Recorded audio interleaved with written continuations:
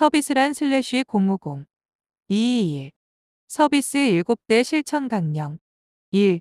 스피드 서비스 신속한 서비스 대응 2. 익스퍼 서비스 전문가적 서비스 지식 3. 럴라이어블 서비스 신뢰할 수 있는 서비스 믿음 4.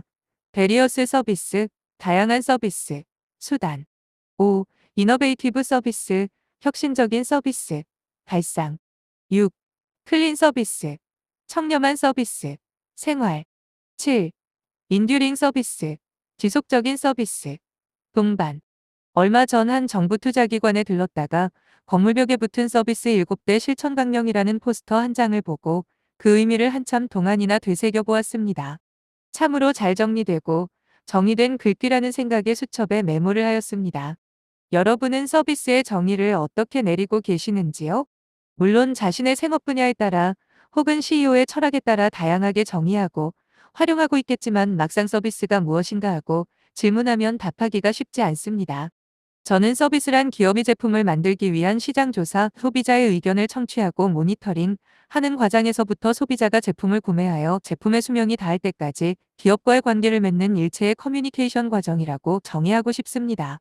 기업은 이 과정에서 고객에 대한 서비스의 질을 향상시킴으로써 기업의 가치를 창출하고 극대화하려고 노력한다는 점입니다.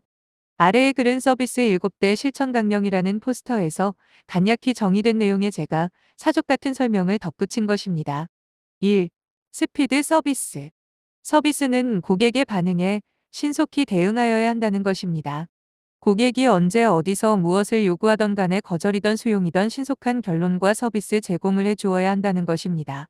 물론 이러한 서비스를 제공하기 위해서는 오프라인의 글로벌한 서비스 체계가 선행되어야 하고 이러한 인프라 구축에는 막대한 비용이 소요되기 때문에 비용 대비 효율성을 따지면서 다양한 방법을 모색하게 되는 것입니다.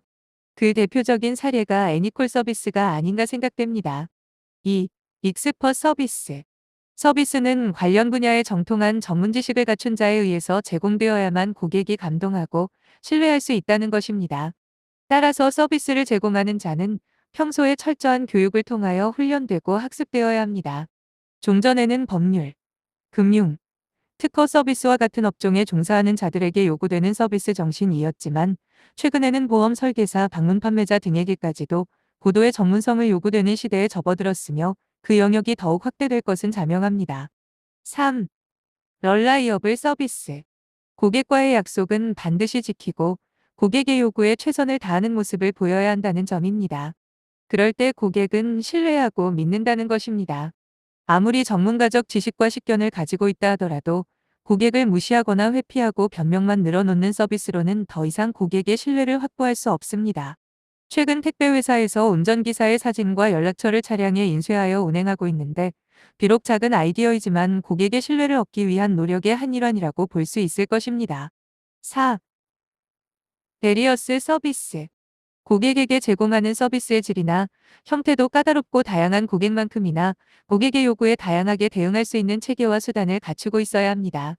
제품의 품질, 다양한 결제 수단, 신속한 물류 시스템 등 제품의 기획 단계에서부터 제품을 소비하는 최종 소비자에게 이르기까지 모든 프로세스 과정에서 고객의 관점에서 검토되고 의견이 반영되는 다양한 채널과 일관된 시스템에 의해 진행될 때 최상의 서비스를 제공할 수 있을 것입니다. 5. 이너베이티브 서비스. 최근 정보기술의 발달과 함께 각 기업체마다 차별화 전략의 한 일환으로 적극적으로 도입하는 분야가 아닌가 생각됩니다. 예를 들면 ARS나 제품의 위치 추적 서비스 시스템, CRM 시스템 등이 고객에 대한 서비스를 한 단계 업그레이드해 줌으로써 고객의 요구에 신속한 대응할 수 있게 되었습니다. 특히 인터넷을 활용한 각종 정보 서비스는 가히 혁명적이라 할 수 있을 만큼 자고 나면 새롭습니다. 그런데 거의 모든 기업이 채택하여 운영하는 ARS 시스템은 개인 생각으로는 오히려 없애는 것이 경쟁력을 높이는 방안이 아닌가 생각됩니다. 일부 기업에서는 홈페이지에 회사 대표 전화번호 외 일체의 통화 채널을 차단해 놓은 경우가 있는데 정말 한심하기 짝이 없습니다. 고객을 위한 시스템인지 자신들의 편의를 위한 시스템인지 구분이 가지 않습니다.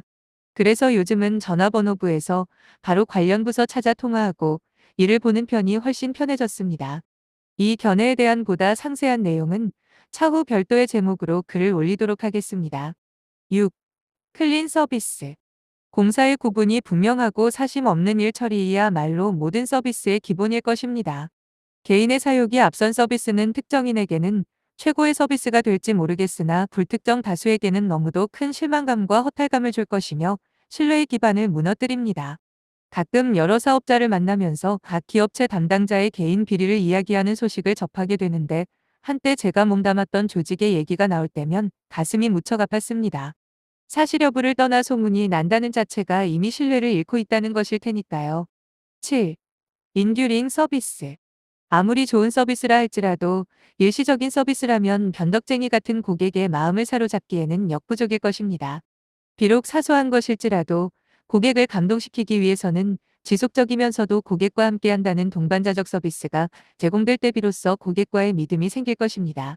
저는 상기의 서비스 7대 실천 강령, 정신 철학을 기업에서는 레이더 차트로 만들어 서비스 지표로 활용하고 산하 조직 각 부서에서는 각 항목별로 현재 시행하는 서비스 시스템이나 제도를 점검해보고 아직 미흡한 점이 있다면 조직의 업에 맞는 구체적인 수단이나 방법을 강구하여 체계화한다면 기업 이미지 제고에 크게 기여할 것이라고 생각이 들었습니다.